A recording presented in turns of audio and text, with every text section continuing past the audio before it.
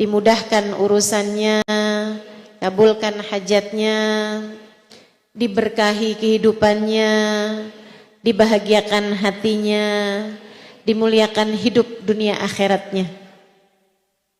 Segenap ustadzah, segenap syaraif, segenap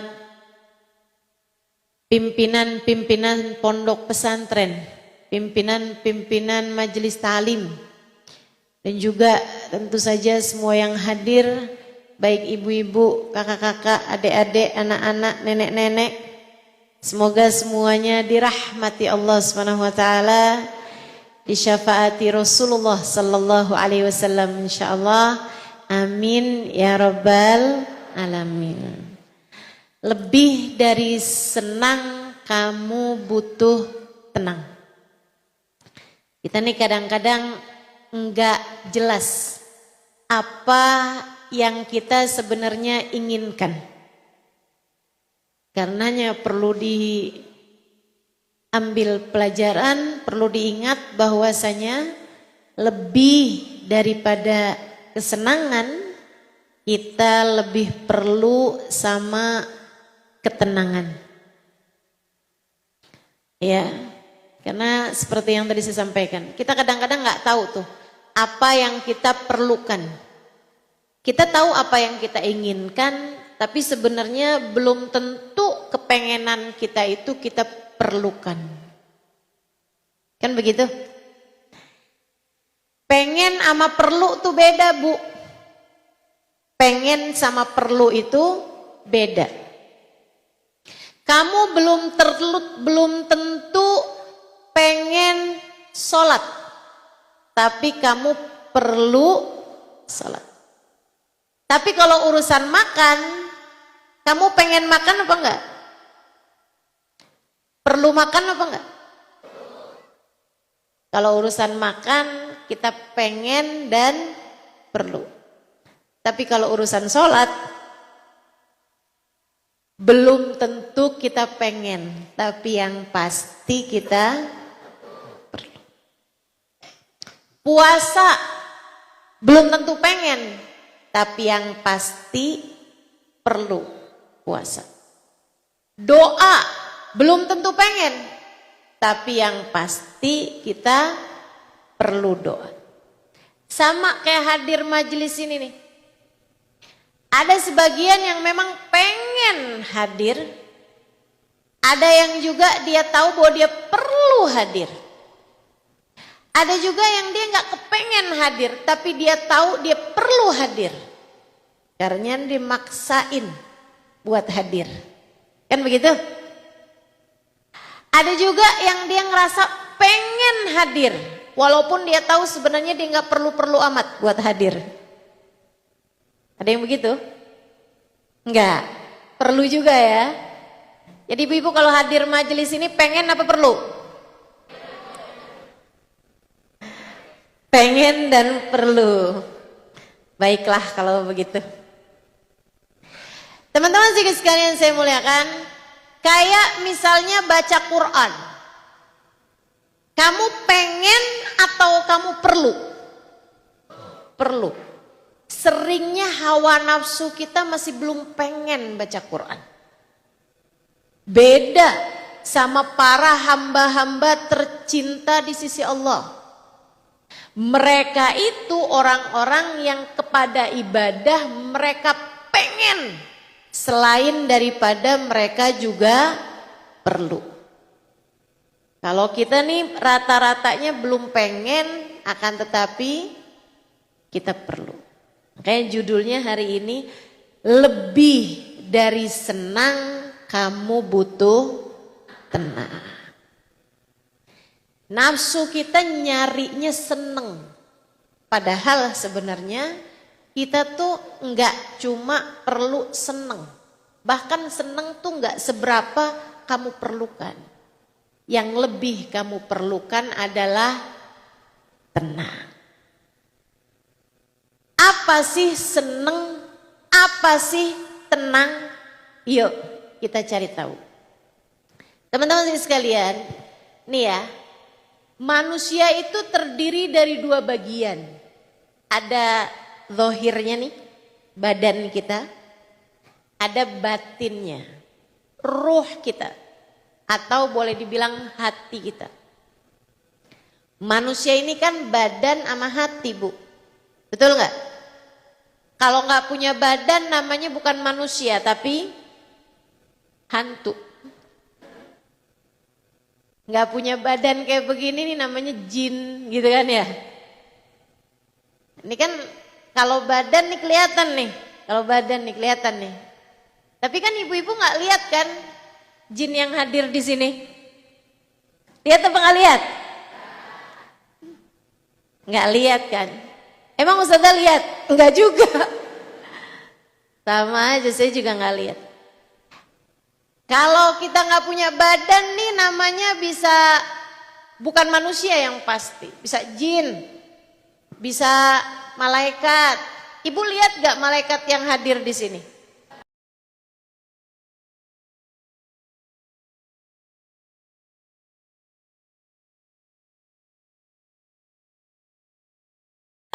Malaikat rahmat. Malaikat rahmat itulah yang kehadirannya membuat kita merasa ketenangan, sakinah, merasa tenang. Teman-teman saya sekalian, kehadiran malaikat-malaikat itulah. Malaikat tersebut ketika hadir, ghasyatumul malaikah. Malaikat kabarnya menutupi kita dengan sayap-sayap mereka. Kita nggak lihat nih kan, sayapnya malaikat kita nggak lihat. Tapi kita percaya. Kenapa percaya?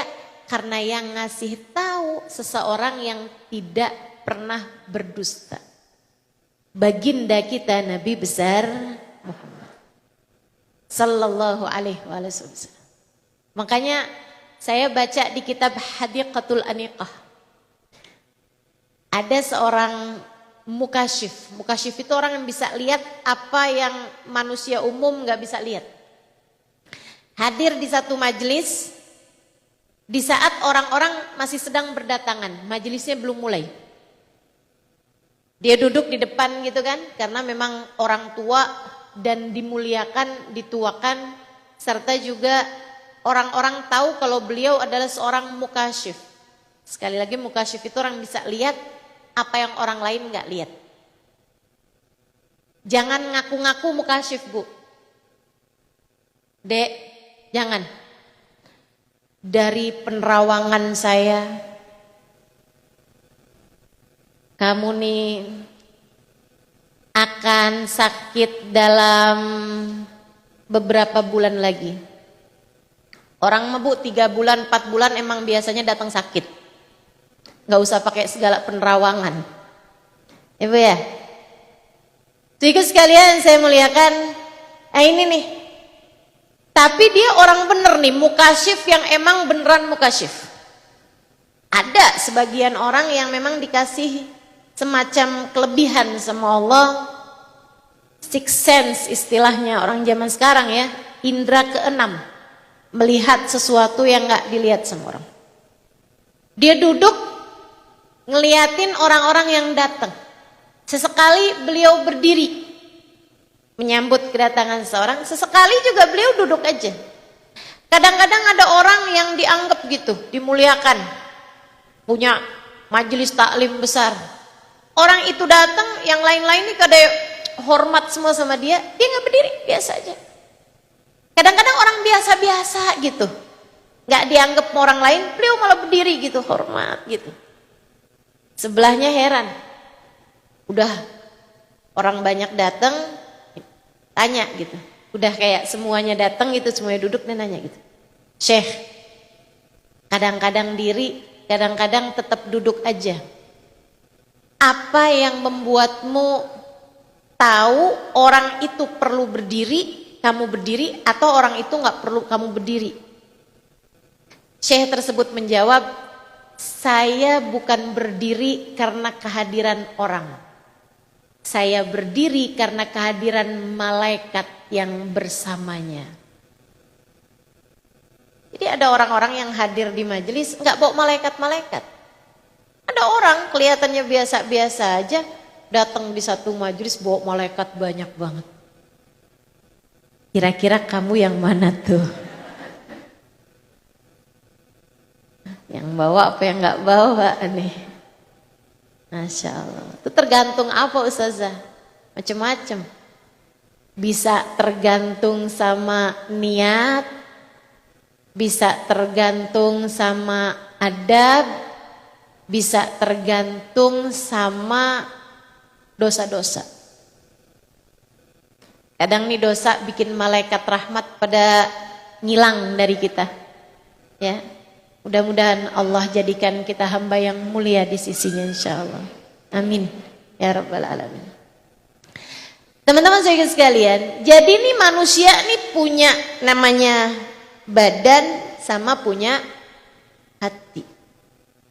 Badan kita ini teman-teman punya kesenangan-kesenangannya dan punya kebutuhan-kebutuhannya. Coba kita mulai dari mata. Kesenangannya mata nonton. Kan gitu ya? Ada nih adik-adik kalau nonton drakor maraton. Tahan gitu. Baca Quran 2 lembar berasa lama bener. Nonton drakor dari jam 10 pagi sampai jam 10 malam dikerjain. Keluar-keluar pas pagi hari matanya udah gak bisa kebuka. Mata panda. Ada tuh yang modelannya kayak gitu. Di sini juga ada nih. Itu kamu nyari kesenangannya mata, bukan kebutuhannya mata. Jelas ya? Kebutuhannya mata apa? Matamu perlu membaca Al-Quran. Matamu perlu menangis karena rindu kepada Allah. Matamu perlu melihat yang hijau-hijau. Perlu tuh. Mata kita perlu untuk diademin pakai timun. Itu mata kamu perlu gitu. Maksudnya mata kita perlu dirawat, dijaga betul. Ada keperluan mata, ada kesenangan mata. Saudaraku sekalian yang saya muliakan, kalau mata kita terus dikasih kesenangannya tanpa diberikan keperluannya, mata kita satu waktu nanti bakalan rusak. Betul? Matanya dipakai buat nonton mulu. Matanya dipakai buat hal-hal yang dia pengenin terus. Lama-lama bisa rusak. Penglihatannya bisa berkurang. Ketajamannya bisa berkurang. Begitu. Tapi mata kalau dijaga, diberikan keperluan-keperluannya, nih insya Allah bisa panjang umurnya mata kita ini. Salah satu dari yang diajarin kalau kita dengar adzan muadzin itu bilang asyhadu anna Muhammadar Rasulullah. Nah ini kita cium 2 jempol kita, jempol tangan bukan kaki. Dan jempol tangan sendiri, nggak usah pinjem jempol orang, ya. Kita cium jempol kita, kemudian kita ucapkan, kita usapkan ke 2 kelopak mata kita, 2 mata kita, sambil berucap marhaban bihabibi wa qurrat aini Muhammad sallallahu alaihi wasallam. 3 kali kita lakukan itu. Kecuk jempol 2 tangan, kemudian kita usapkan ke mata kita 3 kali sambil mengucapkan marhaban bihabibi wa qurrat aini Muhammad sallallahu alaihi wasallam. Di saat muadzin membaca asyhadu anna Muhammad, asyhadu anna Muhammadar Rasulullah. Gitu ya. Itu insya Allah fadilahnya Allah jaga mata kita nggak akan buta seumur hidup. Berapa adzan Ustazah baca begitu ya? Tiap adzan. Semakin istiqomah insya Allah semakin akan terjaga mata-mata kita ini. Dan bahkan orang yang bisa memberikan kebutuhannya mata secara batin, matanya akan terjaga sampai ke negeri akhirat. Sampai ke akhirat. Katanya baginda kita Nabi besar Muhammad, beliau mengatakan kullul uyun baqiyah yaumal qiyamah illa thalatha. Mata tuh semuanya bakal nangis di akhirat kecuali 3 mata. Semua mata di akhirat bakal nangis kecuali 3 mata. 3 mata yang mana nih yang gak bakalan nangis? Uyunun sahirat fisabilillah. Mata yang dipakai begadang dalam jalan taat. Baca Quran, ngantuk-ngantuk tetap dibaca. Ya. Maka ibu-ibu, terutama bulan Ramadan kemarin tuh, walaupun ngantuk baca Quran terus aja Bu. Ibu pernah ngerasain nggak baca Quran sampai ketiduran?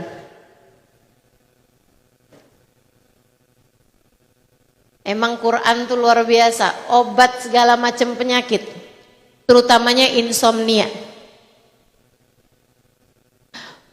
Nonton TV seger, giliran baca Quran baru selembar bawaan udah ngantuk benar. Masya Allah. Ketenangan Allah berikan.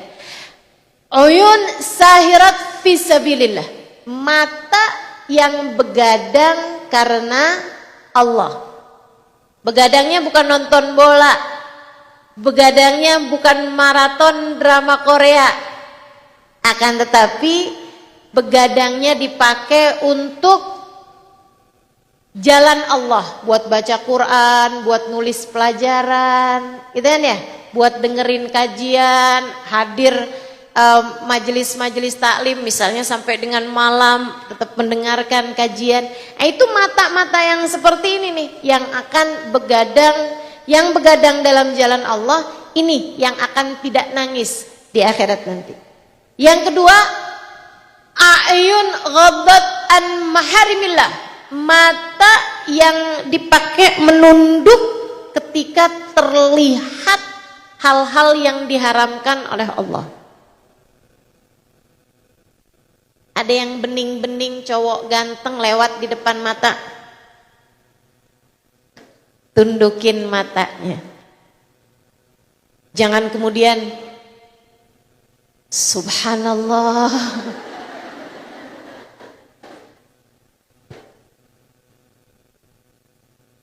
katanya pandangan pertama lak wathaniya alaik. Pandangan pertama kamu nggak apa-apa, pandangan keduanya baru jadi dosa gitu.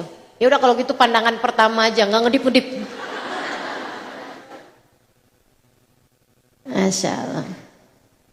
Itu ya, mata yang dipakai menunduk terhadap yang diharamkan oleh Allah, ini mata yang nggak akan nangis di akhirat nanti. Kemudian yang ketiganya adalah mata bakat min khasyatillah, yang menangis karena takut kepada Allah. Mata yang sering nangis, ingat dosa nangis, malu sama Allah nangis, terharu karena meski begitu banyak aib, dosa kita, Allah tetap saja memberikan anugerah-anugerah kepada kita. Dia menangis haru karena Allah, menangis karena rindu kepada Rasulullah, menangis karena terharu kepada baginda Nabi besar Muhammad sallallahu alaihi wasallam. Ini mata yang seperti ini teman-teman sekalian yang gak akan nangis di hari akhirat. Maka ketiga hal ini adalah hal-hal yang diperlukan sama mata, walaupun bukan kesenangannya mata. Lebih dari senang, kamu butuh tenang. Mata yang mengerjakan ketiga hal ini akan jadi mata yang tenang, aman. Aman dari kerusakan mata di dunia, aman dari kerusakan mata di akhirat nanti. Aman dari tangisan-tangisan penyesalan baik dunia maupun akhirat. Mata yang begadang di jalan Allah, mata yang menunduk terhadap apa yang diharamkan oleh Allah, atau mata yang berpaling dari dosa-dosa. Kemudian yang ketiganya, mata yang senantiasa menangis karena takut kepada Allah. Jadi sekalian, telinga juga begitu. Ada kesenangan telinga, ada kebutuhan telinga. Ini kayak ibu-ibu dengerin saya ini saat ini nih. Kamu pengen apa perlu? Pengen dan perlu. Kayak doain suara saya biar merdu. Jadinya biar enak didengerin ya. Sedikit sekalian saya muliakan, saat kita tadi baca sholawat, baca maulid, baca salam kepada Nabi, kamu seneng atau kamu perlu? Seneng dan perlu. Tapi sebagian orang belum seneng. Banyak di antara orang-orang di luar itu belum seneng. Padahal sebenarnya mereka perlu. Itu. Lebih daripada perlu, kita butuh sama, lebih daripada seneng, kita perlu sama tenang. Nah itu kita mesti nyari keperluan kita, bukan sekedar kesenangan kita. Begitu teman-teman sekalian. Demikian pula dengan seluruh anggota tubuh nih. Ini badan nih, badan kalau ditanya apa sih kesenangannya? Senengnya makan, senengnya tidur, senengnya ada di tempat-tempat yang indah, kan gitu ya? Senengnya nyaman, senengnya nggak gerah tapi juga nggak kedinginan. Itu yang diperlukan sama, itu yang disenangi sama badan. Tapi kalau saya ditanya apa keperluannya badan, teman-teman saya sekalian, badan perlu sehat. Betul? Kalau lagi sakit semuanya jadi nggak enak. Begitu badan kamu kena sakit, makan rasanya udah nggak enak lagi. Makanan yang biasanya kamu senang, begitu badan kamu sakit, udah nggak ada nafsu lagi sama makanan-makanan. Kenapa? Hilang keperluannya badan.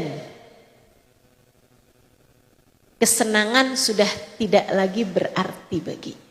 Nah sebenarnya badan tuh yang diperlukan adalah sehat. Demikian pula dengan tidur, teman-teman saya sekalian. Badan perlu tidur, akan tapi yang lebih diperlukan dari tidur adalah sehat. Makanya begitu badan kita sakit, tidur jadi susah. Betul begitu? Makanya orang sakit tuh banyak yang dikasih pil tidur. Biar kenapa? Karena badannya perlu istirahat.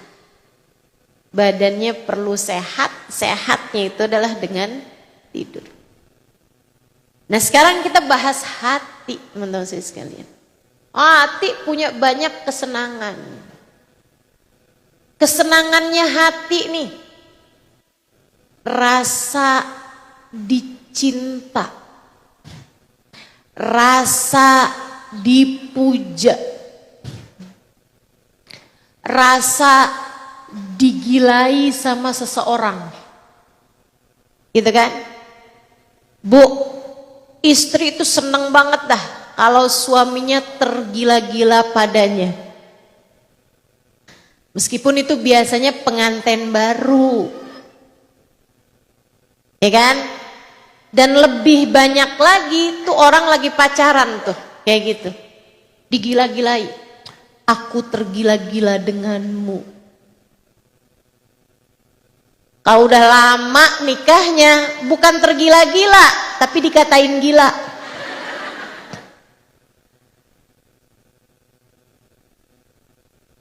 A, bagi duit dong A.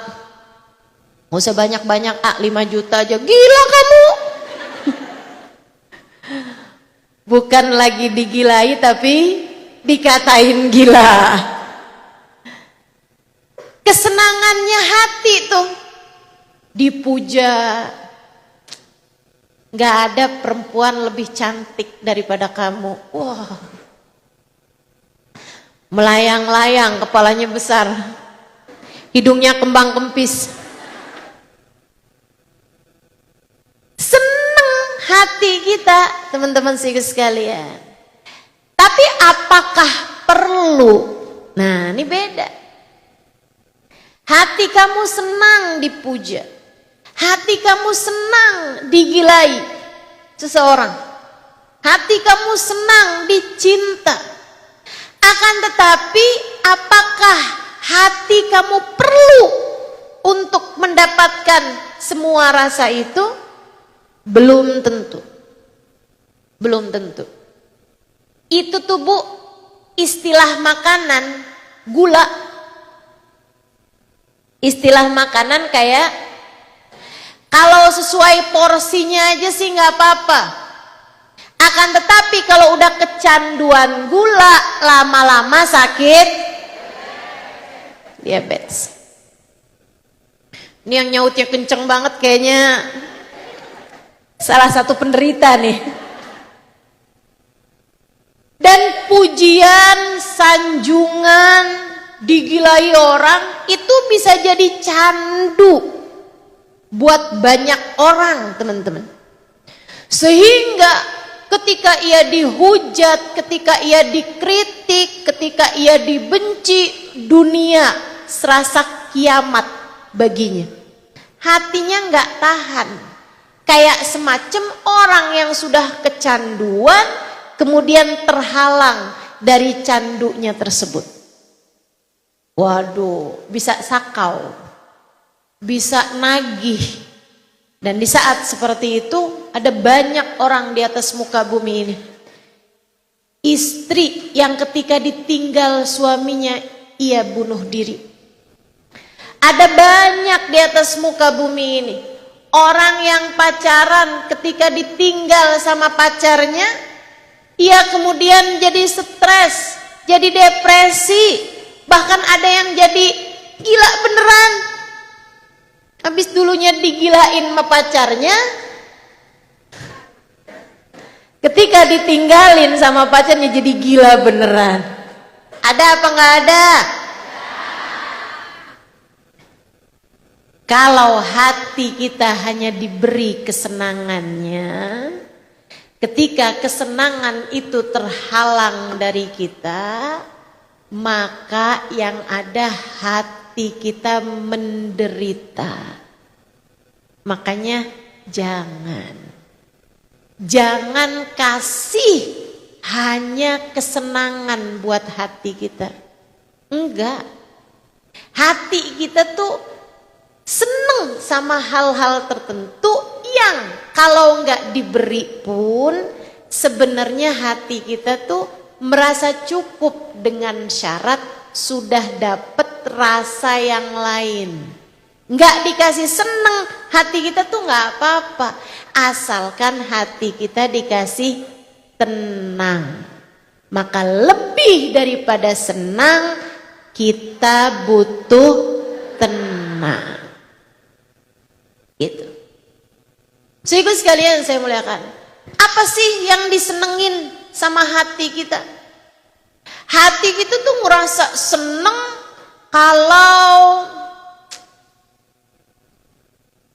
apa yang kita pengen semuanya dikasih. Apa tuh? Kita kepengen makanan-makanan enak. Kita bisa beli, kita bisa makan. hati kita lagi ngebayangin tempat-tempat mewah. Kita bisa punya, gitu ya. Hati kita ngebayangin barang-barang mewah. Kita bisa punya. Gitu kan? Ini yang katanya Nabi Muhammad, hubbud dunya ra'su kulli khati'ah. Cinta dunia adalah induk segala macam penyakit-penyakit hati. Penyakit hati. Sampai orang rela korupsi. Bu, saya tanya, yang korupsi itu orang miskin atau orang kaya? Orang kaya. Karena orang miskin gak jadi pejabat. Kan begitu ya? Subhanallah. Orang yang kemudian melakukan tindakan-tindakan kriminal tuh bukan karena mereka butuh kebanyakan, akan tetapi karena hatinya nagih sama kesenangan-kesenangan dunia. Maaf, perempuan-perempuan yang mau-maunya jadi simpenan om-om. Om-om hidungnya belang. Sehingga sekalian yang saya muliakan, saya tanya tuh perempuan-perempuan yang kayak gitu kebanyakan cantik-cantik apa jelek-jelek? Karena kalau jelek gak kepilih ya. Makanya kalau kamu ngaca, kok saya gak cantik gitu, alhamdulillah. Kamu dijaga sama Allah. Allah telah melindungimu, Dek. Tenang, ucapkan alhamdulillah. Hati yang nagih sama kesenangan-kesenangan dunia, kepengen sama apa yang dipunya sama orang lain. Dia bisa beli tas bagus, dia punya handphone bagus, dia punya baju bagus, dia punya rumah bagus, dia punya mobil bagus. Saya kepengen juga. Akhirnya segala cara dicapai, termasuk dengan cara yang haram. Godain laki orang. Akhirnya ya gitu dah, yang haram-haram dikerjain. Saudaraku sekalian yang saya muliakan, hatinya dapat kesenangannya. Puas? Nggak pernah puas. Kesenangan dunia ini sifatnya selalu sedikit dan sebentar. Kesenangan dunia sifatnya selalu aja sesaat. Sesaat tuh seneng emang, sesaat tuh ngerasa seneng gitu. Tapi sementara aja. Saudaraku sekalian, kalau nggak percaya nih ya, sifatnya kesenangan dunia. Makanan, coba lihat. Makanan tuh. Kamu makanan sesuka apapun, cobain kamu makan secara berlebihan. Lama-lama jadi enek. Suka kayak apapun aja sama makanan, kalau kamu makan, sampai kamu kenyang pun kamu makan, lama-lama jadi nggak enak lagi, hilang kesenangannya. Apalagi kalau kamu seneng sama satu makanan, ayo sekarang kamu makan, kunyah, jangan ditelen-telen. Kunyah 10 menit. Kamu seneng banget nih sama kacang misalnya. Coba, kunyah ya terus. Kunyah aja terus. 10 menit jangan telan-telan. Teman-teman saya sekalian, enak? Nggak enak lagi. Itu sifatnya kesenangan dunia. Semua sedikit dan sebentar. Orang seneng tidur. Saudaraku sekalian yang saya muliakan, suruh tidur terus gitu, 3 hari jangan bangun-bangun. Masih tetap seneng tidur apa enggak kamu? Udah enggak enak lagi rasanya tidur. Makanya saya belajar dari hal ini bahwa kalau saya sudah enggak enak tidur atau enggak gampang tidur, udah enggak enak makan, misalnya gitu ya. Kamu jangan kasih apa yang kamu mau, malah batasi kesenangan tersebut, nanti lama-lama jadi enak lagi. Saya sekarang nih nggak gampang tidur, susah mau tidur. Tapi bukan karena kepikiran sama sesuatu ya. Oh, gimana ya caranya biar enak lagi tidur gini? Kamu kasih waktu batasan yang sangat sedikit sama tidur kamu, nanti tidur kamu enak lagi.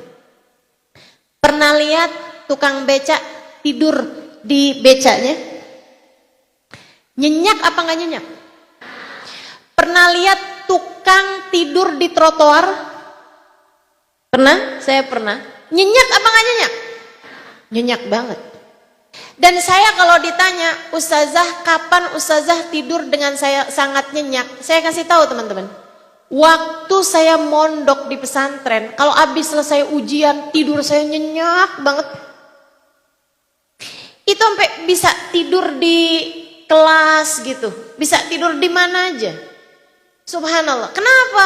Habis banyak begadang, habis batasin waktu tidur. Nah itu giliran dikasih tidur enak banget. Kalau sekarang nih, tidur paling enak tuh pas lagi di tempat sholat, habis selesai sholat subuh, lagi baca zikir, lagi baca wirdul latif. Kalau malamnya tidur cuma dapat 1 jam 2 jam gitu ya, habis dakwah misalnya gitu, habis dakwah capek pulang malam gitu kan, jam 1 malam baru nyampe tempat istirahat gitu ya. Pagi-pagi habis selesai sholat subuh tuh baca zikir, ya Allah ketidur-tiduran. Apalagi kalau baca zikirnya sendirian. Baca Yasin gak selesai-selesai. Masya Allah. Walau nasya'u law tamasna la ayun fastaqsiratun. Kebangun habis walau nasya'u lamasakhnahu ala makanati, udah sampai mana itu udah ngaco-ngaco bacanya. Masya Allah, nikmat bener tidur. Kenapa? Dibatasi. Jadi sekalian demikian pula dengan makan. Ibu-ibu pasti masih ingat rasanya makanan yang paling enak kapan, Bu? Waktu buka puasa. Betul? Ya Allah, es teh manis rasanya udah kayak dunia dan seisinya. Nikmat luar biasa makanan yang kita santap, bukan karena kelezatannya, bukan karena mahal harganya, akan tetapi karena kamu membatasi konsumsinya. Itu. Akan tetapi nih kesenangannya hati kita nih, kalau diumbar udah jadi nggak enak lagi teman-teman, udah nggak jadi seneng lagi. Makanya maaf, orang-orang kaya tuh banyak yang mau nyari makanan aja sampai keluar kota, banyak banget. Saya tuh diceritain ada orang tertentu tuh yang kalau makan daging itu maunya cuman bagian tertentu aja, yang sampai setiap kali mau makan daging itu nyembelih 1 kambing atau 1 sapi cuman ngambil bagian tertentunya doang. Tuh orang-orang tuh kalau nggak dibatasi nih kesenangan dunia ini, kriterianya tambah naik. Kita nih kalau dulunya kamu hidup susah, misalnya nggak biasa makan ayam, giliran makan ayam, makan daging ayam, bukan makan sama ayam, giliran makan daging ayam, rasanya enak banget. Tapi yang udah biasa makan ayam, makan daging ayam biasa-biasa aja. Karena kesenangan tuh terus meningkat, nggak akan pernah puas. Nggak akan pernah selesai nafsumu menciptakan kriteria-kriteria kesenangan. Pengen ini dikasih, misalnya gitu ya, pengen 1, dikasih 1, pengen 2, kasih 2, pengen 3, terus seperti itu. Orang yang nggak punya kendaraan, lihat orang naik sepeda gitu, enak tuh. Kalau saya punya sepeda nih saya nggak capek jalan. Punya sepeda. Ya ampun capek ternyata genjotnya. Kalau saya punya sepeda motor enak tuh. Punya sepeda motor, kehujanan. Kalau saya punya mobil enak tuh. Punya mobil, terus aja tuh dari yang punyanya Avanza misalnya naik lagi jadi pengen punya Pajero misalnya gitu kan. Udah punya Pajero naik lagi pengen punya Al-Fatihah. Terus keinginan dunia itu emang gak pernah selesai, teman-teman saudaraku sekalian. Kamu berpikir bahwa kalau saya sudah punya ini saya bakalan senang, saya bakalan tenang. Enggak, ternyata terus saja, terus menciptakan kriteria terus saja. Sampai kapan? Sampai datang ajal menjemput. Makanya bukan itu yang kamu perlukan, saudaraku sekalian. Yang kamu perlukan bukan senang, akan tetapi tenang. Di mana letaknya ketenangan hati kita? Saya mau kasih tahu sama semua yang hadir di tempat ini, baik secara langsung maupun mendengarkan secara online. Ketenangan hatimu ada pada satu, taat pada perintah Allah Ta'ala. Sebab dosa hanya akan menyisakan siksa dalam hati ketika kesenangan sesaatnya sudah usai.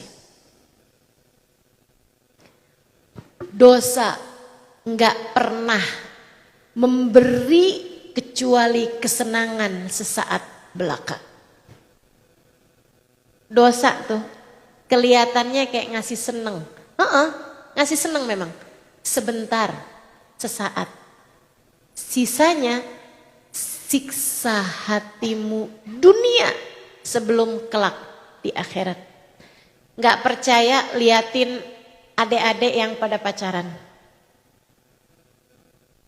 Seneng apa nggak seneng? Seneng. Lama apa sebentar? Sebentar. Saudaraku sekalian yang saya muliakan, kalau lagi ketemu, senengnya banget. Sampai ada tuh orang pacaran di kuburan.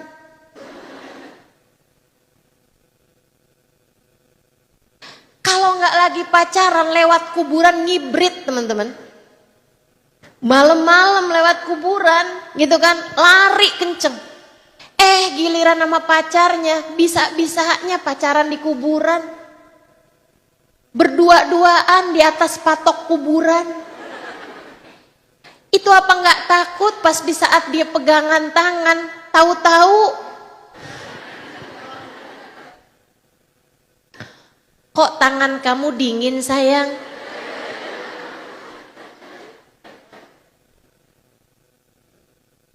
Enggak kok, orang saya lagi hangatkan tangan saya. Lah, tangan siapa nih? Ternyata tangan yang lain yang dipegang. Apa nggak takut tuh? Saudaraku sekalian yang saya muliakan, senang sesaat. Tapi begitu udah nyampe ke rumah, gelisah. Kepikiran. Begitu dilihat, dia telepon pacarnya. Nggak jawab pacarnya 5 menit, pikirannya udah kemana-mana. Jangan-jangan. Ya Allah, ya.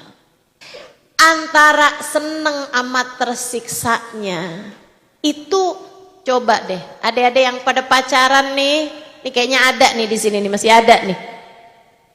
Coba kamu hitung-hitung deh. Dalam 24 jam waktumu di saat kamu sedang pacaran tuh senengnya berapa menit, susah hatimu berapa menit. Ini masih lagi masa pacaran nih. Belum aja saat masa kamu ditinggalkan. Dia bilang, enggak ustazah, dia tidak akan meninggalkan saya. Sebab katanya dia tak mampu hidup tanpa saya. Pret.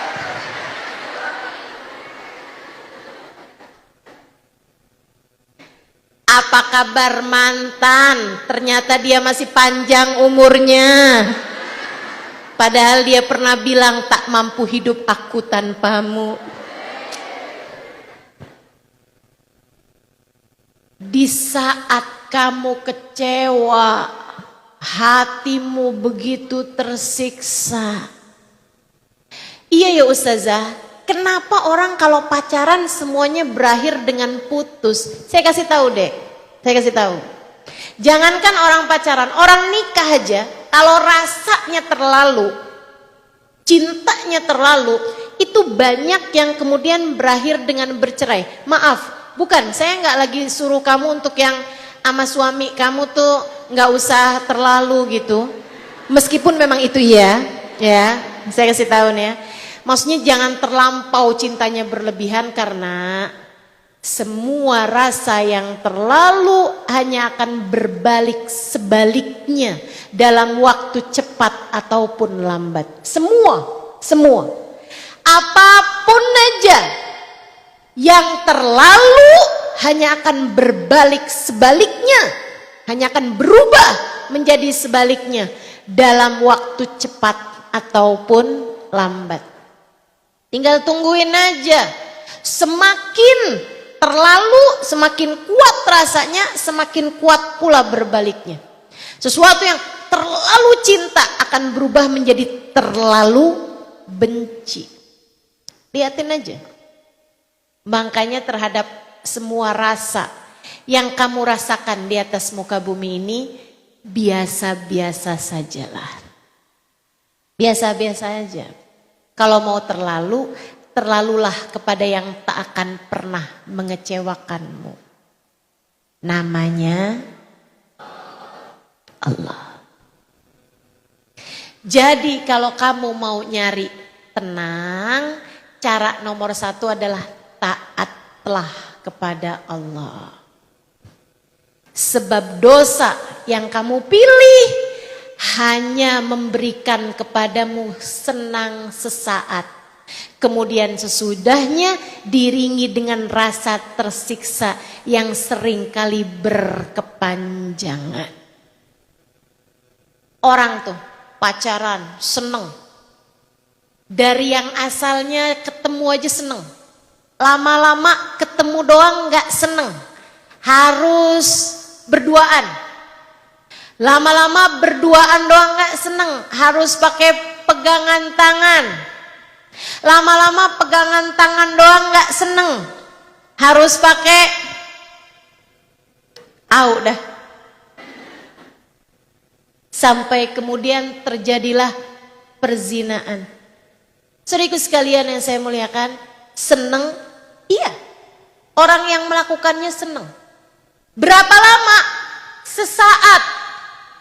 Untuk kemudian rasa tersiksanya jauh lebih besar.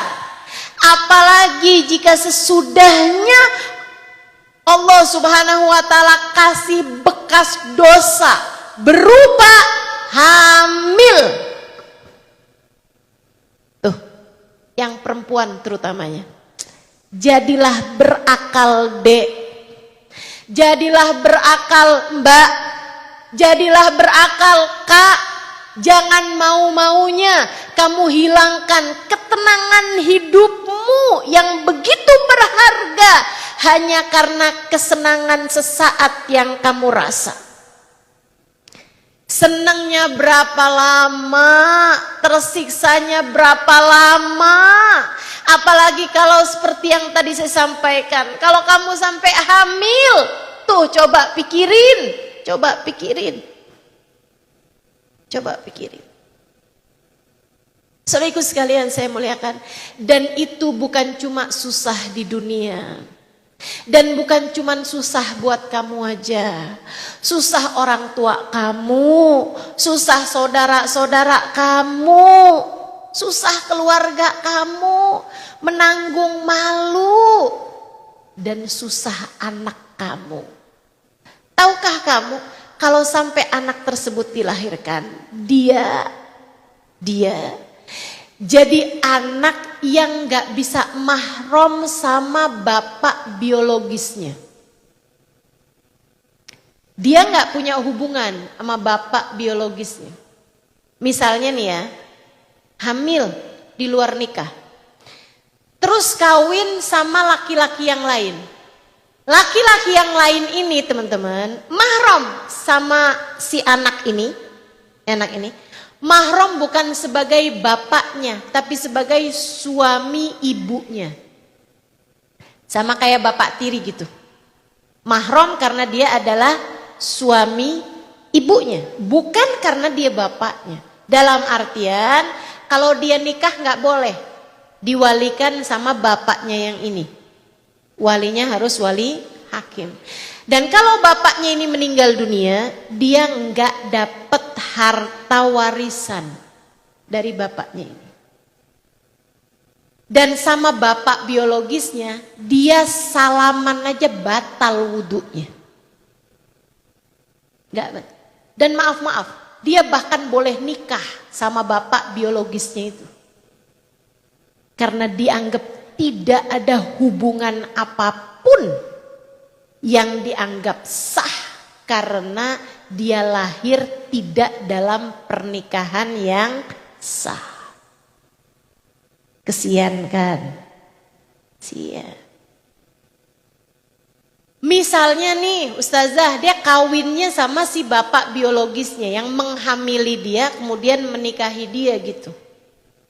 Si anak mahram gak sama bapaknya? Mahram sebagai suami ibunya, bukan mahram sebagai bapaknya. Dalam artian kalau salaman gak batal karena salaman sama suaminya ibu. Tapi kalau dia nikah gak boleh diwaliin sama bapaknya. Kenapa? Kan bapak biologisnya. Iya, akan tetapi tidak dalam pernikahan yang sah sehingga gak dianggap. Dan kalau bapaknya ini meninggal, dia nggak dapat warisan. Kalau dianya yang meninggal, dia kaya raya misalnya, si bapak ini juga nggak dapat warisan dari anaknya itu, karena dianggap bukan bapaknya. Kesian kan nasibnya, kesian nasibnya teman-teman. Jadi pikirin yang panjang deh, pikirin yang panjang. Jangan hanya karena kesenangan sesaat, hanya kesenangan beberapa menit menghancurkan hidupmu untuk waktu yang panjang, menghancurkan keluargamu untuk waktu yang panjang, menghancurkan kehidupan anakmu yang kamu hamil itu untuk waktu yang panjang, dan menghancurkan kehidupan akhiratmu. Guru saya Sayyidil Habib Umar bin Hafid mengatakan, orang tuh masuk surga semuanya dengan mengangkat kepala, membusungkan dada. Semua orang masuk surga bangga. Orang kalau bangga kan angkat kepala, busungin dada. Illa ashabuz zina. Kata Habib Umar, kecuali orang yang pernah zina waktu di dunia. Andai Allah ampunin dosanya, matinya husnul khotimah. Andai Allah Subhanahu wa taala udah jadikan dosa-dosanya udah selesai dengan dia di neraka gitu. Kemudian udah selesai nih dosanya nih, karena dia mati bawa iman, tetap jadi umat Nabi Muhammad dan juga jadi hamba Allah Subhanahu wa taala. Dia masuk ke dalam surga, teman-teman.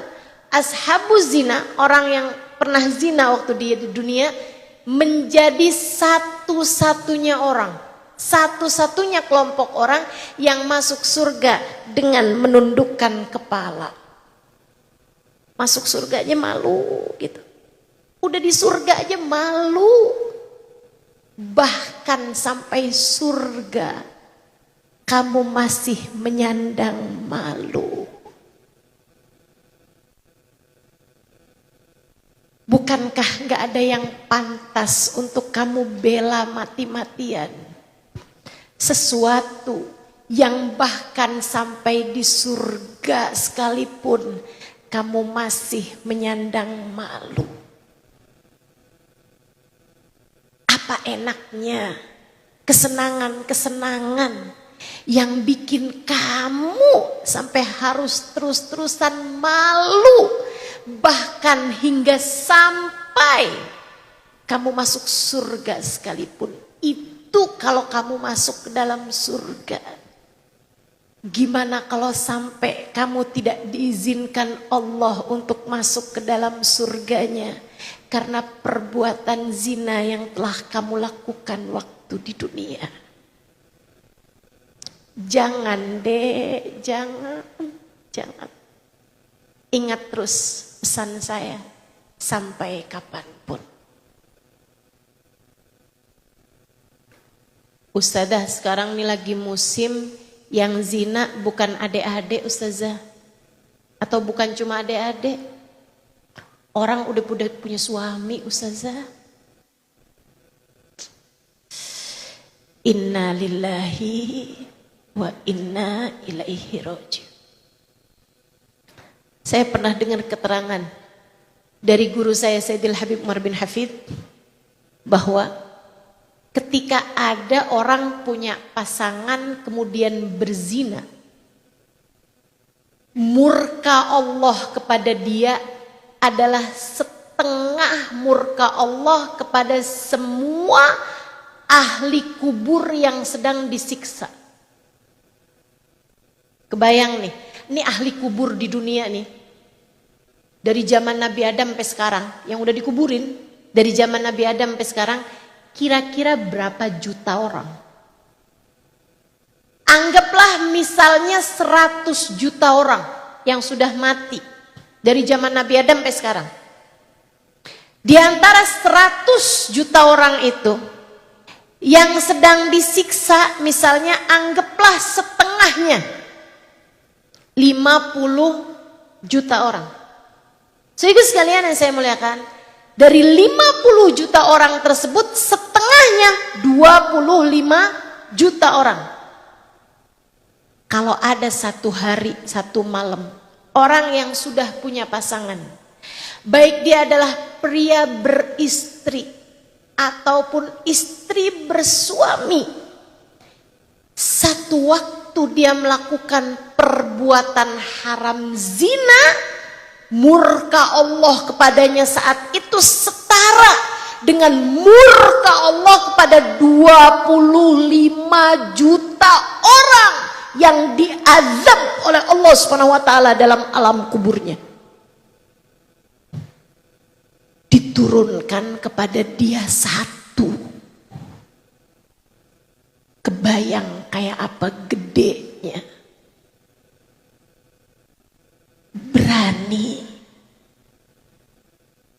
Berani. Saya bayanginnya aja udah bergidik teman-teman. Kayak apa? Murka Allah tuh setitik debu aja.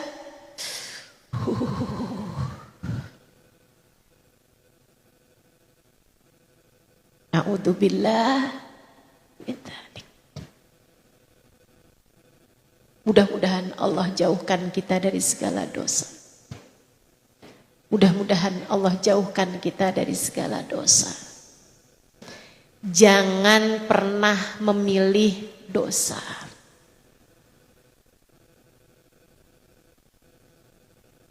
Dan Dek, Bu,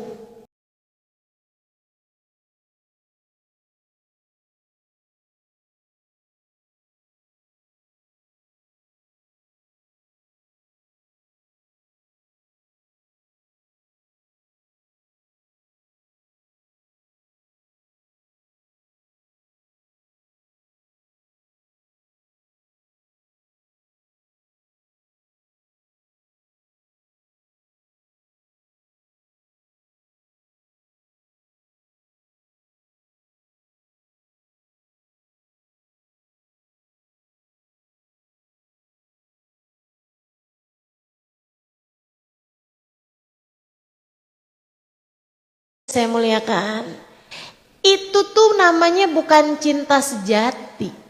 Itu namanya cinta monyet. Kalau lagi cinta sih, ya emang kayak begitu rasanya. Akan tetapi cintanya hilang, tinggal monyetnya.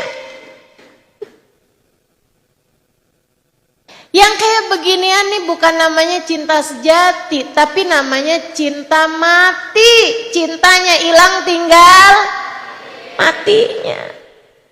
Teman-teman sekalian saya muliakan, jangan aja pokoknya, jangan pernah memilih dosa untukmu mencari kesenangan-kesenangan. Senangnya bentar, susahnya lama. Senangnya bentar, susahnya lama. Udah, pilih saja jalan taat pada Allah Subhanahu wa ta'ala. Susah sebentar, senangnya lama.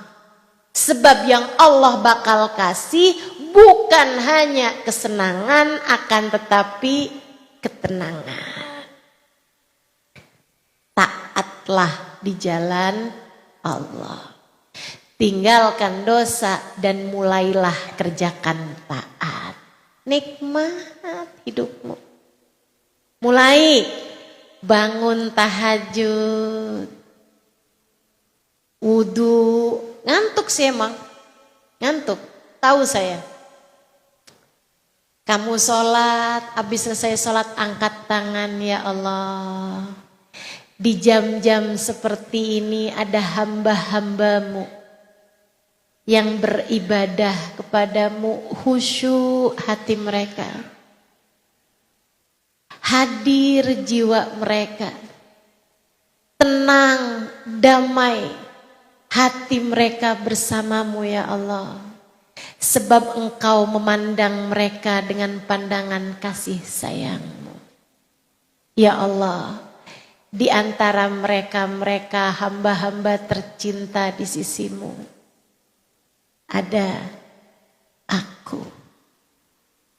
Meskipun masih bergelimangan dosa diriku, meskipun belum tercinta aku di sisimu, meskipun masih penuh aib dan celak diriku ini, meskipun belum khusyuk, belum tenang hatiku ya Allah, akan tetapi aku ada bersama dengan mereka saat ini.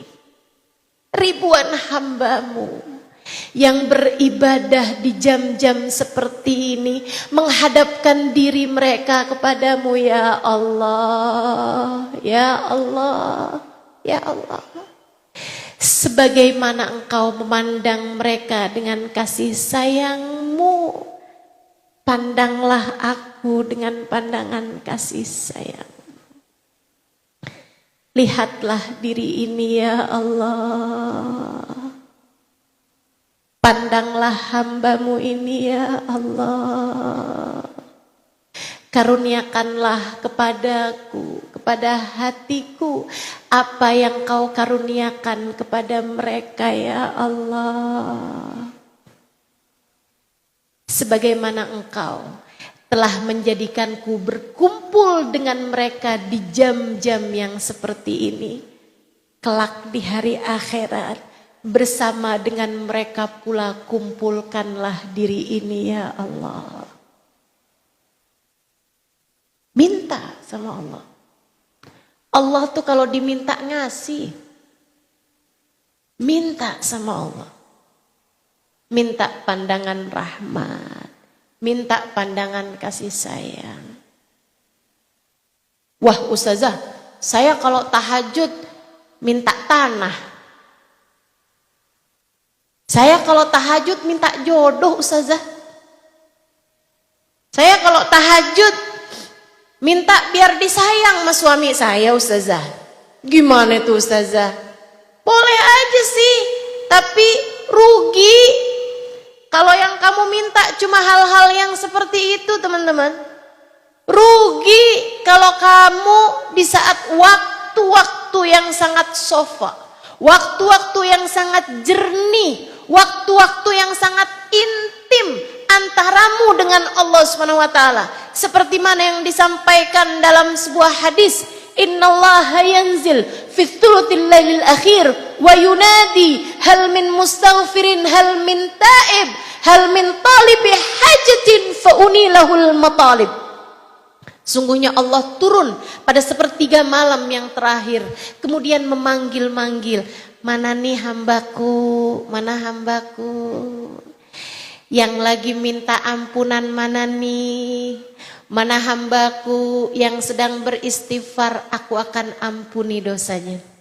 Mana hambaku yang sedang punya keperluan, yang sedang punya kebutuhan? Mana nih? Aku akan penuhi semua keperluannya.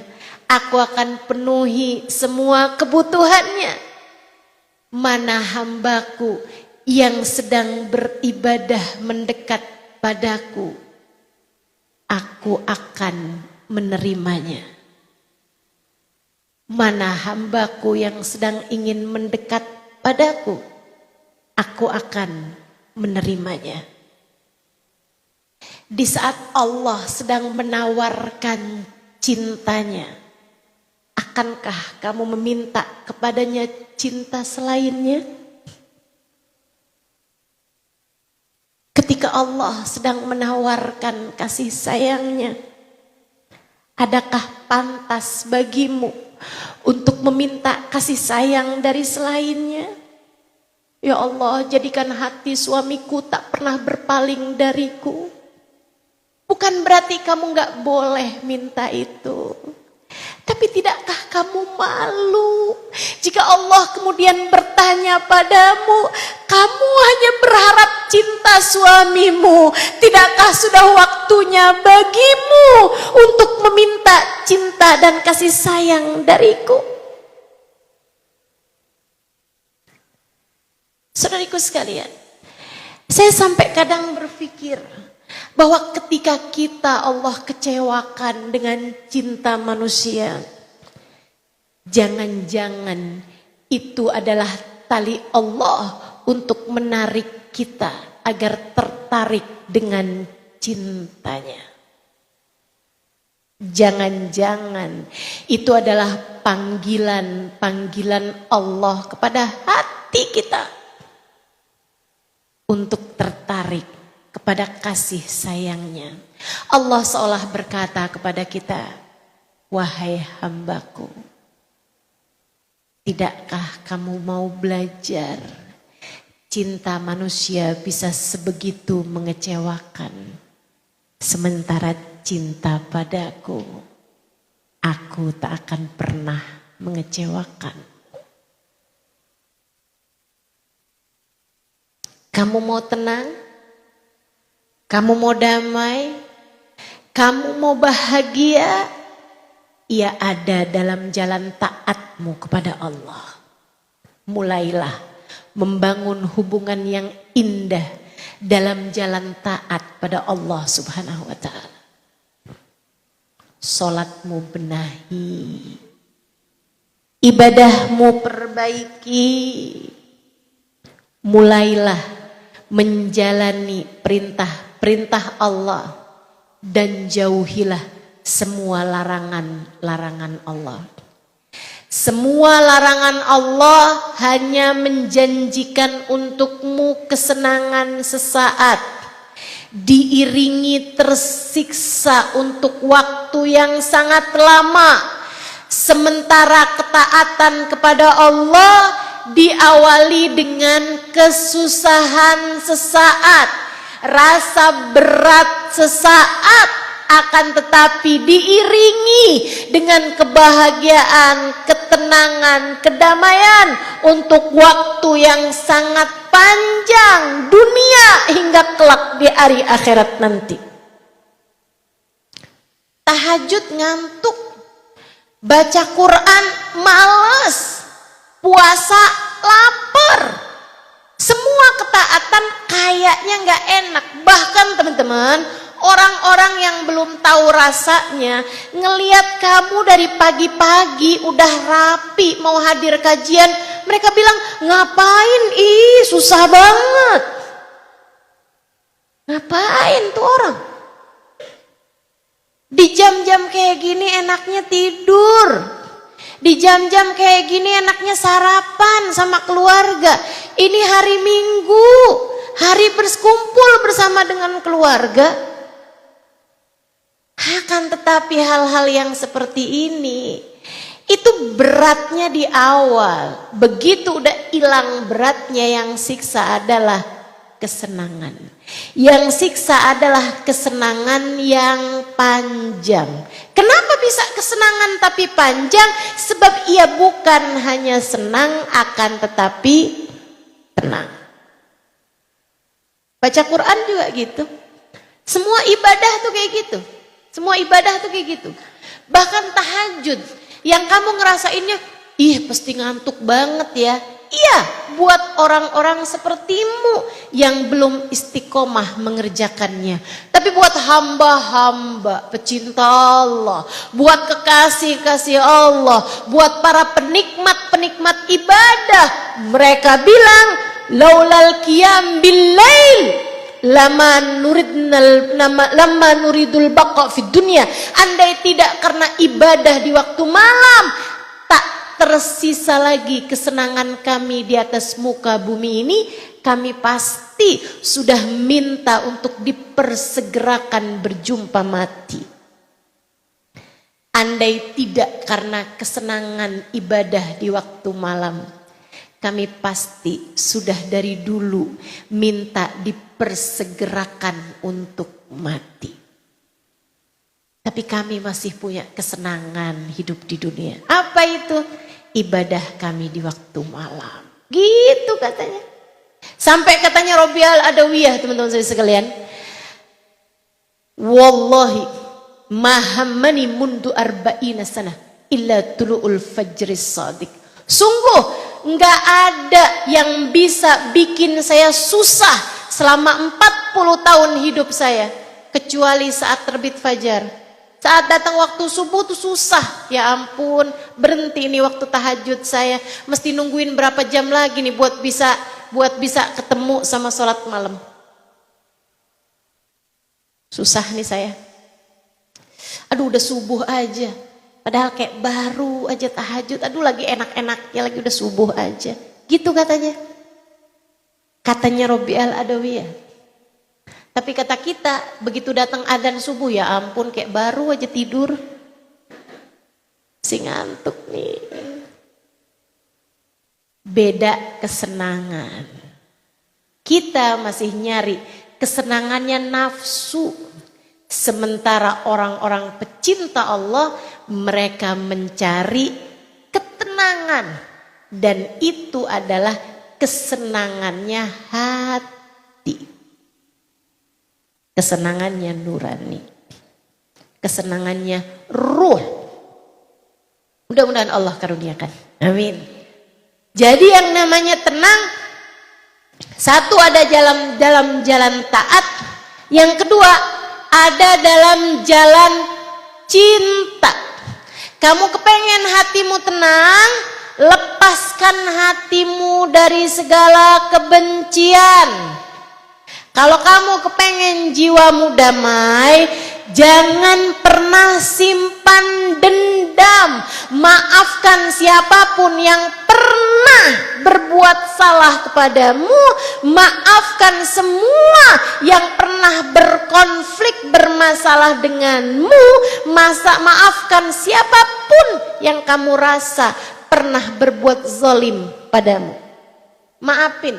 Teman-teman saya sekalian, jangan kamu pikir saya akan jadi puas kalau saya udah bisa balas dendam sama semua orang yang pernah menzolimi saya. Itu kamu kebanyakan nonton drama Korea. Kamu kebanyakan nonton film India. Akan tetapi kalau hatimu terdidik dengan Islam, kalau hatimu terdidik dengan ajaran-ajaran yang dibawa oleh Nabi Muhammad, aku beritahu padamu, tak ada jalan ketenangan hati kecuali jika hatimu penuh cinta kepada siapapun, bahkan kepada yang pernah berbuat zalim padamu. Hatimu tenang ketika ia bebas dari semua rasa benci. hatimu tenang, hatimu damai ketika tak ada lagi dendam, iri, dengki kepada siapapun di atas muka bumi ini. Saudaraku sekalian, Islam mengajarkan kepada kita orang-orang yang begitu mudah memaafkan kesalahan siapapun aja. Saudaraku sekalian saya muliakan, Sayyidina Hasan bin Ali bin Abi Thalib, cucunda baginda kita Nabi besar Muhammad sallallahu alaihi wasallam, meninggalnya diracun. Dek, meninggalnya diracun. Diracunnya sama gubernur Madinah. Orang tuh yang namanya rebutan jabatan, rebutan kekuasaan, sampai dengan menghalalkan segala cara. Itu kisah basi. Itu kisah udah dari zaman dulu. Sampai zaman sekarang ya kamu akan lihat begitu tuh orang rebutan sama kekuasaan tuh, semua cara jadi halal buat mereka. Na'udzubillah. Teman-teman saudaraku sekalian yang saya muliakan, nih mau jelang nih 2024. Hati-hati, hati-hati, hati-hati. Jangan jadi orang yang ada dalam pusaran-pusaran seperti itu. Dan jangan pula kamu mau-maunya jadi orang-orang yang sampai kehilangan ketenangan hatimu karena membela orang-orang yang berebut kekuasaan.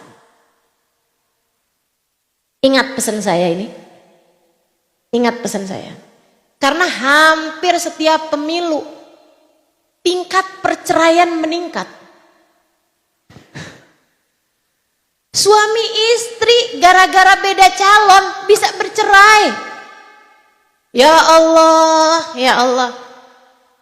Abisnya itu sih dua-duanya sama-sama pada damai. Suami istrinya kagak jadi balikan. Kan sayang banget gitu. Nah nih saya ceritain. Sayyidina Hasan. Teman-teman saudara sekalian yang saya muliakan. Sayyidina Hasan sampai bayar orang. Bayar orang, sampai ada orang dia kerja di rumah Sayyidina Hasan jadi pelayan berbulan-bulan. Berbulan-bulan. Maju mundur. Ini si pelayan ini ya, memang dari awal tuh dia dibayar sama gubernur ini nih untuk kerja di situ. Bayar ratusan juta teman-teman saudara sekalian. Kalau istilah duit kita ya bahkan miliaran barangkali saya nggak paham. Itu untuk bisa kerja jadi pelayan, jadi pembantu gitu. Jadi budak di rumahnya Sayyidina Hasan. Sayyidina Hasan hatinya bersih, hatinya damai, nggak pernah suudonon sama orang gitu. Sampai satu waktu berhasillah dia. Padahal udah maju mundur tuh, udah bolak-balik banget. Nggak mau gitu, tapi ya kayak cerita-cerita di film-film pedeman sekarang ya, dia udah mengajukan diri untuk mundur aja. Ya iniannya kalau kamu mundur, istri, anak-anak kamu semuanya kami bunuh, yang begitu-begitulah. Nah itu kerjaan orang-orang di atas itu serem banget, serem banget. Mudah-mudahan Allah selamatkan kita semuanya, amin.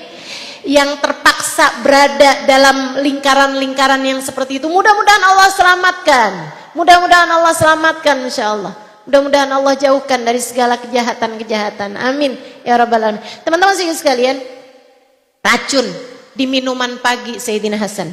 Sayyidina Hasan nggak tahu-tahu itu racun, jangankan diminum, dihirup aja orang bisa mati gitu.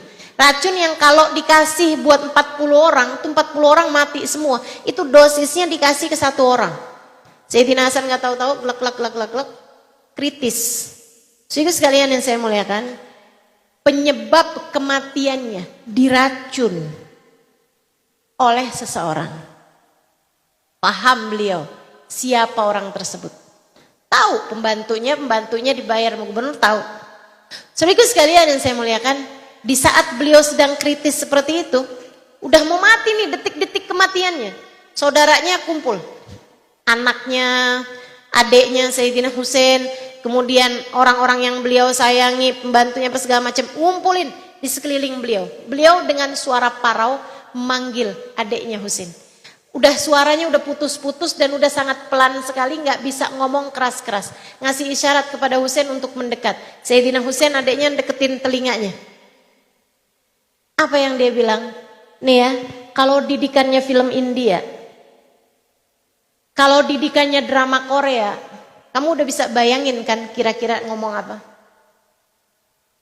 Balaskan dendamku. Nyawa dibayar nyawa. Gitu ya. Saudaraku sekalian yang saya muliakan. Apa yang Sayyidina Hasan sampaikan kepada adiknya? Ini orang hatinya terdidik dengan ajaran Islam. Hatinya terdidik dengan ajaran cinta. Bagaimana mencintai siapapun meski apapun yang mereka perbuat. Apa katanya Sayyidina Hasan? Ya Husain, inni araftu man fa'ala hadza bi. Wahai Husain, saya tahu siapa yang telah berbuat ini pada saya. Wahai Husain, jika satu hari nanti kamu mengetahuinya, sampaikan salamku padanya. Katakan padanya, saya sudah memaafkan dia.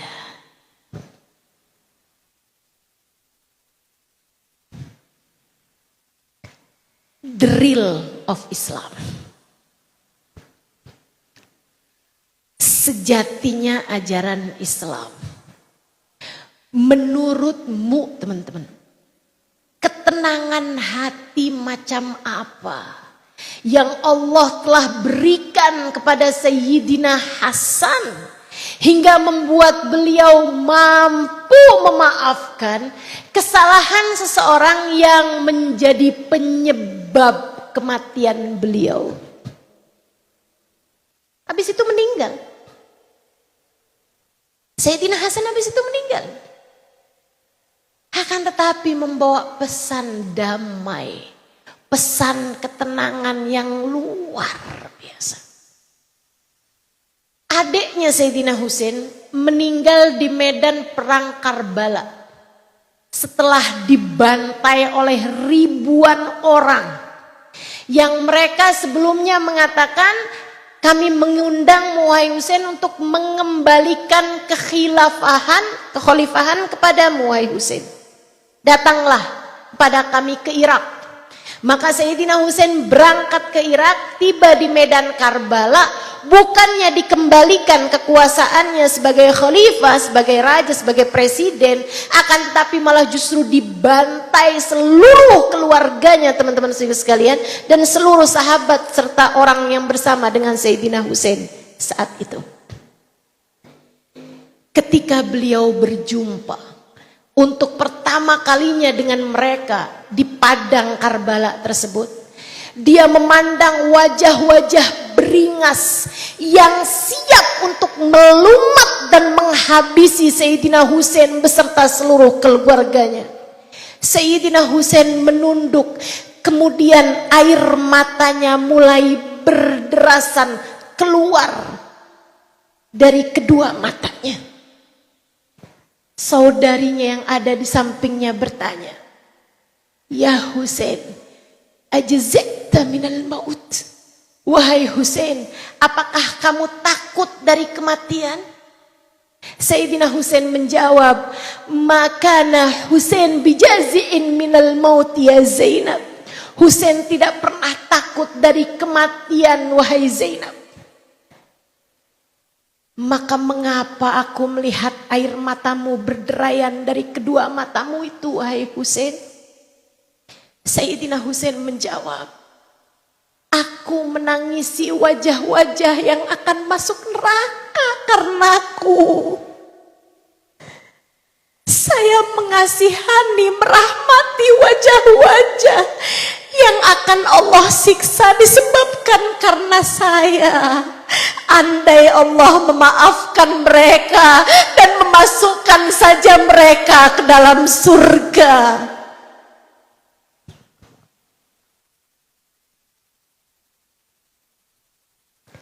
Ini Islam. Ini Islam.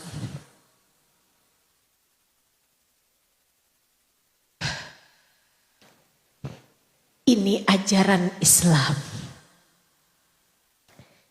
Tidak menyisakan kebencian dalam hati kepada siapapun. Bahkan kepada wajah-wajah beringas yang akan menghunuskan pedang kepada tubuh-tubuh mereka. Mereka memaafkannya dan mendoakan andai dimasukkan ke dalam surga.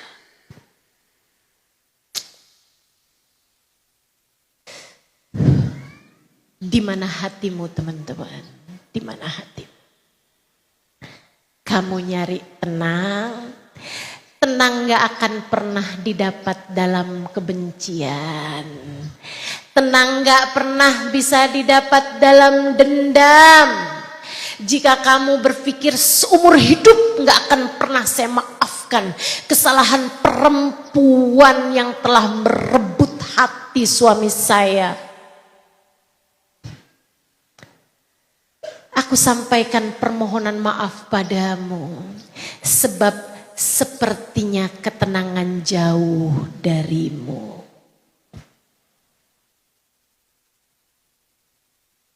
Jika kamu masih memiliki kebencian kepada siapapun di atas muka bumi ini, kamu sulit untuk bisa merasakan ketenangan. Dan saya sampaikan padamu, dendam, benci mungkin pada tingkatan tertentu membuatmu senang, akan tetapi tidak pernah membuatmu tenang. Dan lebih daripada senang, kamu perlu tenang. Maka terhadap siapapun yang membencimu, terhadap siapapun pernah mendolimimu, terhadap siapapun pernah berbuat salah seperti apapun jenis kesalahannya, dengan penuh cinta aku sampaikan padamu, maafkanlah. Bukan untuk kebahagiaannya, bukan untuk kesenangannya, bukan untuk keselamatannya, akan tetapi untuk kesenanganmu, akan tetapi untuk ketenanganmu, akan tetapi untuk kebahagiaan hidupmu. Kamu perlu memaafkan kesalahan semuanya. Insya jalan cinta. Yang terakhir, kalau kamu mau hidupmu tenang, berserahlah kepada Allah Ta'ala. Kayak gimana sih berserah? Berserah tuh gini lah. Sandaran. Ini kalau saya gini nih, saya nggak capek, saya malah istirahat. Meskipun yang dengerin nggak enak. Saudaraku sekalian, tuh kalau kamu pengen hidupmu nggak capek, kamu yang sering gini loh. Tapi jangan makursi, akan tetapi kepada Allah. Kenapa? Sebab kursi lemah. Sebab apapun yang kamu sandari enggak cukup kuat untuk bisa menopang seluruh beban kehidupanmu itu. Enggak ada yang cukup kuat untuk bisa menopang seluruh beban hidupmu itu, teman-teman. Karenanya kamu kepengen hidupmu tenang, nggak capek-capek, gampang caranya.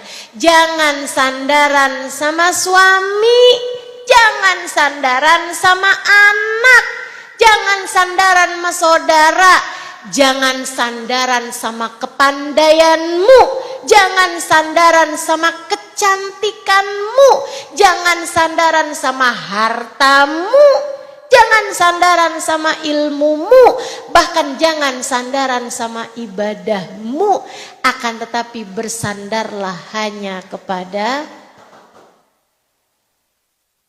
sebab semuanya lemah, yang kuat hanya Allah. Yang kuat hanya Allah.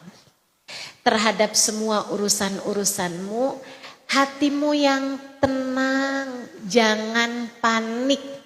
Ingetin hati, ada Allah, ada Allah, ada Allah. Suami sakit, ingetin hati, ada Allah, ada Allah. Suami transfer perempuan lain, ada Allah, ada Allah, ada Allah. Anak kecelakaan, ada Allah, ada Allah, ada Allah. Dirimu dengan segala permasalahan hidupmu akan jauh lebih tenang kalau kamu hanya bersandar kepada Allah. Ingetin diri terus. Kalau dia lagi takut, bilangin diri, wahai diri, kamu takut, jangan takut. Bersama kita ada Allah sang pengendali, sang penyelamat dari segala ketakutan kita.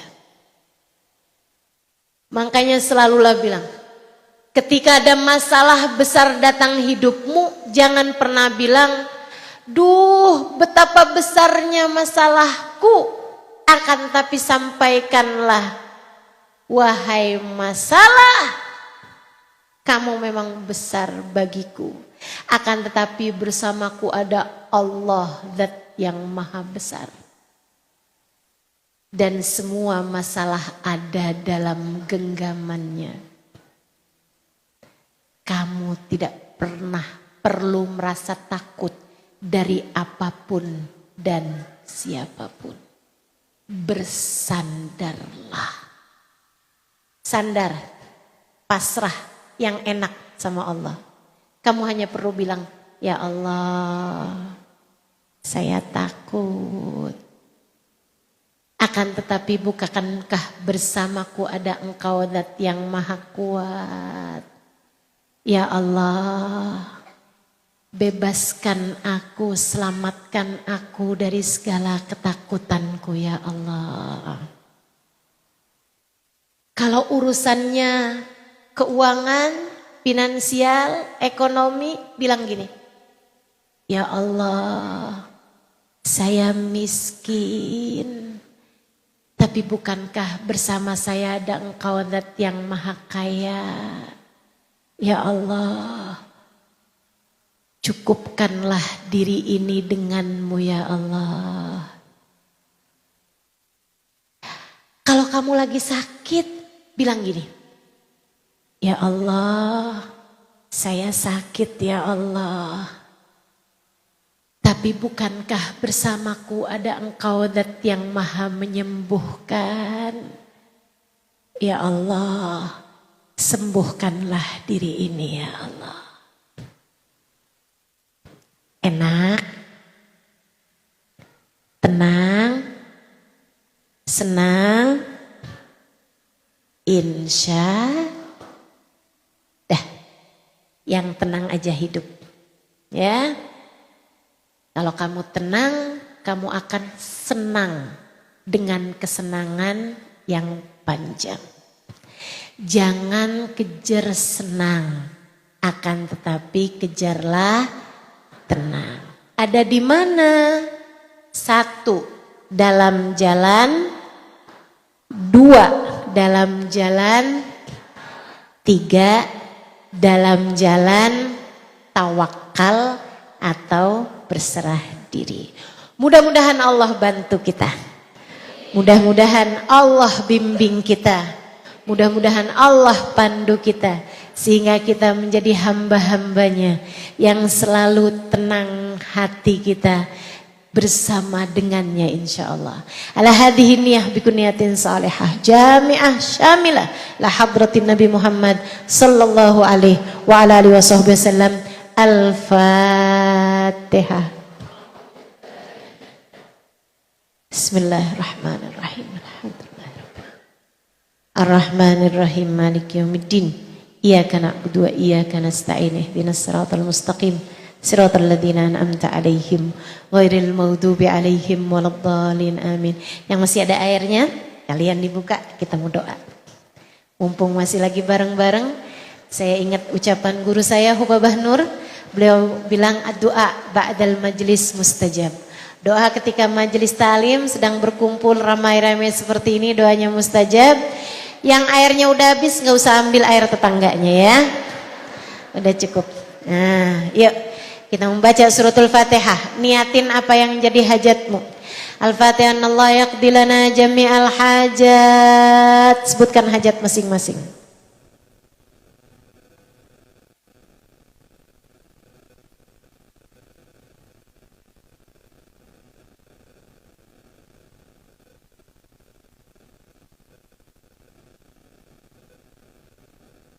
Mudah-mudahan orang tua kita yang ada Allah Subhanahu wa taala sehatkan badannya, bahagiakan hatinya. Mudah-mudahan Allah Subhanahu wa taala senantiasa membersamai langkah kehidupan mereka insyaallah. Orang tua kita yang sudah berpulang ke rahmatullah, semoga Allah bahagiakan mereka semua di sisi Allah. Allah terangkan kuburnya, Allah nyamankan, damaikan kuburnya. Allah ampuni dosa-dosa mereka. Allah tutupi aib-aib mereka. Allah kumpulkan mereka dengan manusia paling agung. Allah rasakan kepada mereka syafaat baginda Nabi besar Muhammad sallallahu alaihi wa ala alihi wasallam. Anak-anak kita, mudah-mudahan Allah selalu bimbing mereka, dipandang mereka dengan pandangan kasih sayang, dijauhkan mereka dari segala dosa, dijauhkan mereka dari pergaulan-pergaulan yang tidak baik, dijauhkan mereka dengan ajaran-ajaran yang sesat, dijauhkan mereka dari siapapun yang dapat berbuat jahat dari mereka insyaallah. Kita semuanya, diri-diri kita, semoga Allah ampuni dosa-dosa kita. Allah sehatkan zahir batin kita. Allah damaikan, Allah tenangkan hati kita. Allah jauhkan kita dari syaitan. Allah jauhkan kita dari hawa nafsu. Allah menangkan kita menghadapi hawa nafsu kita insyaallah. Ala hadhihi niyah wa bikulli niyatin salihah. Lebih dari semuanya, mudah-mudahan apabila datang ajal menjemput kita semuanya, Allah matikan kita dalam husnul khatimah. Ala hadhihi niyah bikuniyatin salihah la hadratin Nabi Muhammad sallallahu alaihi wasallam. Al-Fatihah. Baca bareng-bareng. A'udzubillahi minasyaitonir rajim.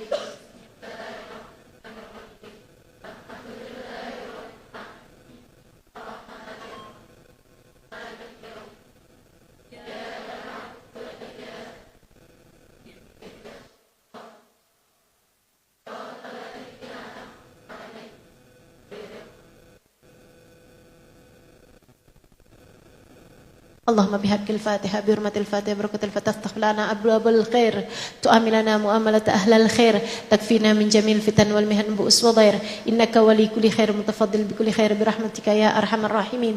اللهم إنا نسألك زيادة في الدين بركة في الأمور وصحة في الجسد وسعة في الرزق وتوبة قبل الموت وشهادة عند الموت ومغفرة بعد الموت وعفوا عند الحساب وأمانا من العذاب ونسيبا من الجنة ورزقنا النظر إلى وجهك الكريم. اللهم يا محول الأحوال حول حالنا إلى أحسن الحال وعافنا من أحوال أهل الضلال وفعل الجهال.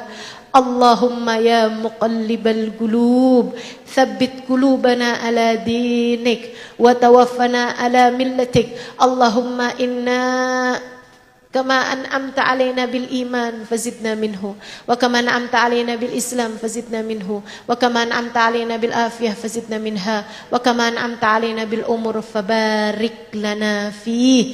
Allahumma inna nas'aluka minal uquli awfaraha wa minal adhani asfaha wa minal a'mali azkaha wa minal akhlaqi atyabaha wa minal arzaki azzalaha wa minal afiyah akmalaha minad dunya khairaha wa minal akhirah na'imaha bihaqqi sayyidina Muhammadin sallallahu alaihi wasallam.